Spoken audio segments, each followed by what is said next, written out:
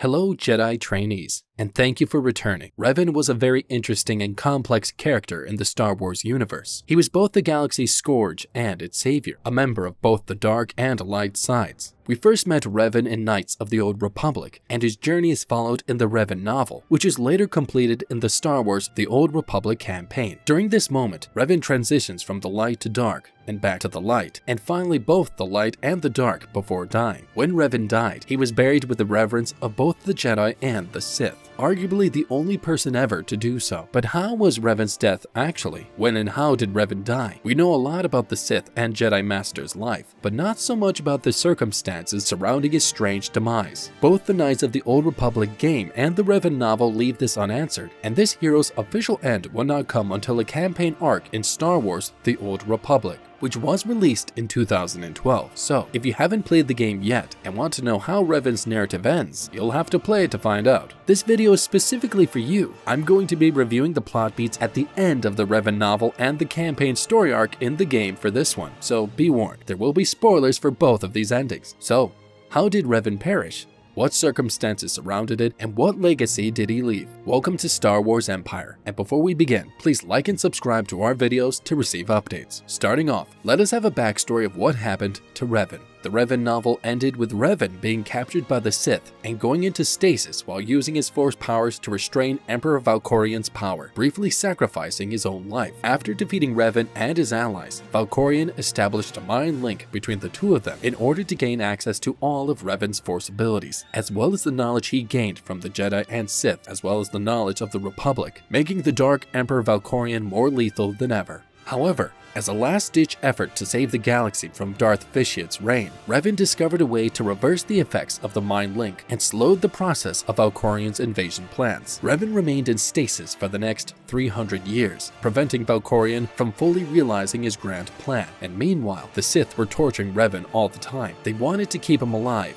but to make him suffer, not only for how he was holding them back, but also in the hopes of swaying him back to the dark side, just as 𝐉𝐿𝐼𝐼 had done years before. Moving on, Revan is freed. Darth Revan on the Sith side would be an incredible tool for the Eternal Empire, serving as a dark side general of sorts. However, the Jedi Revan fought valiantly and resisted, successfully distancing himself from the present moment and focusing entirely on the Force. Meanwhile, his mind was constantly tortured throughout his 3 centuries in captivity, kept alive by the pain and unable to die. Revan was eventually freed from his prison by a Jedi strike team led by Master Otek, who remembered Revan as one of his former teachers. Revan would share everything he knew about 𝐉𝐿𝐼𝐼 and the Eternal Empire after his freedom, but he took it upon himself to stop them because he believed it was his mission alone. After everything he'd been through, he needed to settle the score. As a side note, what's important about Revan's story is that he also left behind a wife and child, and they assumed at the time he was long dead. They had long since died, and the last they had heard of Revan was that he had ventured into the unknown regions of space to hunt down and kill Darth 𝐉𝐻𝐼𝐼. However, because 𝐉𝐻𝐼𝐼 remained silent, the family and the Republic assumed that Revan had been successful, but also died in the process.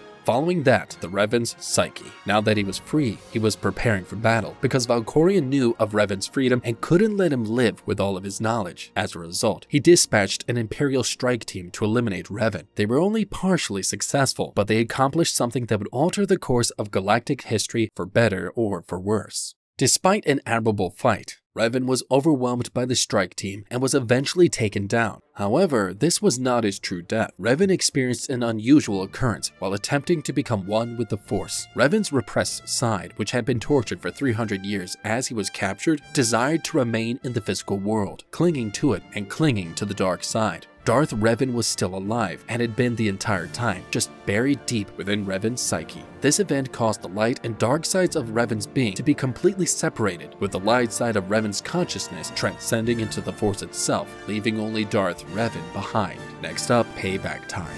Darth Revan, now alive and well, annihilated his foes and led his cult army straight to 𝐉𝐿𝐼𝐼, announcing that he too was reborn as Sith Emperor. It was time for retaliation. Around this time, however, only 𝐉𝐿𝐼𝐼's spirit remained, as his body had been defeated some time before. Darth Revan was undeterred, and he determined assured that his vengeance would be complete. Darth Revan and his army dispatched the Infinite Army with relative ease on Yavin 4, and then went about a ritual of actively attempting to resurrect 𝐒𝐿 in order for him to be killed and Revan's mission to be completed. However, during the ritual, Revan was pursued by a coalition of Imperial and Republic forces united in the threat of a returned 𝐒𝐿. The coalition forces attacked Revan's cult to prevent him from completing his mission, believing that even Darth Revan would be unable to defeat the Emperor. 𝐒𝐿 was simply far too powerful. Even Darth Revan couldn't handle him. 𝐒𝐿 had stopped short of attaining godhood in the Star Wars galaxy and nearly wiped out all life as we know it. 𝐒𝐿, however, would eventually be stopped because, unbeknownst to Darth Revan, his light side half was able to manifest as a Force spirit and was able to warn the coalition forces that their enemy was not the true Revan, but the darker half.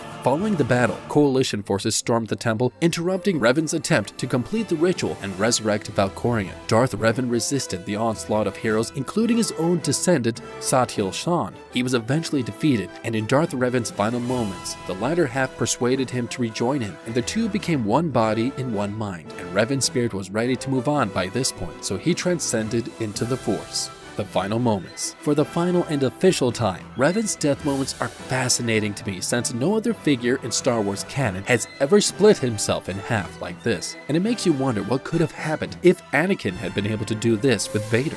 I believe Revan is an outlier because his memories were erased at some point in time, and his existence was effectively restarted from scratch. This clearly generated two distinct personas for Revan, one dark and one light, and Anakin, on the other hand, is a touch different in that his identity flows directly into the likes of Darth Vader. And despite his assertions that he has two distinct personalities, Vader is based on Anakin's basis, so you can only imagine the burden on Revan in general to have to defy one half of himself or the other, since many in history succumbed to the dark side, and only a tiny few ever returned to the light. But in the end, this was Revan's genuine death.